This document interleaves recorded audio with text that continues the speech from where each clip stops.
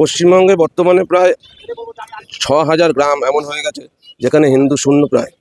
তো সে অবস্থার চারিদিকে সরস্বতী পুজো বাধাদান তো এরা করবেই। জিহাদি শক্তির বাড়বাড়ন্ত বেড়েছে, যার জন্য এসআইআর এত বিরোধিতা হচ্ছে। এটা তো বোঝাই যাচ্ছে কেন হচ্ছে।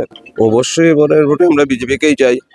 বিজেপি ছাড়া পশ্চিমবঙ্গে তো ৩টে সরকার, সেকুলার সরকার দেখে নিল। এখন আমাদের বর্তমান এমএলএ এখানকার যিনি আছেন, তিনি এখনই বলা শুরু করেছেন পুজোর সময় আজান যখন হবে মাইকটা বন্ধ রাখতে হবে। মুর্শিদাবাদ, মালদা দেখছেন, সব দেখার পরে এখন হিন্দুদের বাঁচার জন্য এটাই লাস্ট ভোট। পশ্চিমবঙ্গে এবার বিজেপিকে না আনলে হিন্দুদের অস্তিত্ব রক্ষার সংকটে পড়ে যাবে।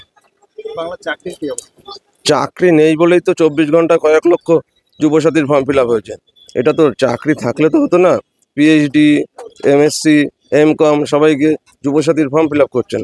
তা তাদের যদি চাকরি বাকরি থাকতো 1500 টাকার জন্য কেউ লাইন দিয়ে দাঁড়াতেন না। এটা তো শিল্পের অবস্থা, চাকরির অবস্থা বোঝাই যাচ্ছে। পশ্চিমবঙ্গে বর্তমানে প্রায় ৬,০০০ গ্রাম এমন হয়ে গেছে যেখানে হিন্দু শূন্য প্রায়। তো সে অবস্থার চারিদিকে সরস্বতী পুজো বাধাদান তো এরা করবেই। জিহাদি শক্তির বাড়বাড়ন্ত বেড়েছে, যার জন্য এসআইআর এত বিরোধিতা হচ্ছে। এটা তো বোঝাই যাচ্ছে কেন হচ্ছে। অনুপ্রবেশকারী রোহিঙ্গা বা জিহাদি শক্তিকে বাঁচানোর জন্য মুখ্যমন্ত্রী কাজ করে যাচ্ছেন। সেই জায়গা থেকে এসআইআর যাতে না হয় সেই ব্যবস্থা উনি যত রকমভাবে চেষ্টা করে যাচ্ছেন। আজকে সুপ্রিম কোর্ট ওনার গালে সপাটে থাপ্পড় মেরেছেন বলতে গেলে আইনের মাধ্যমে।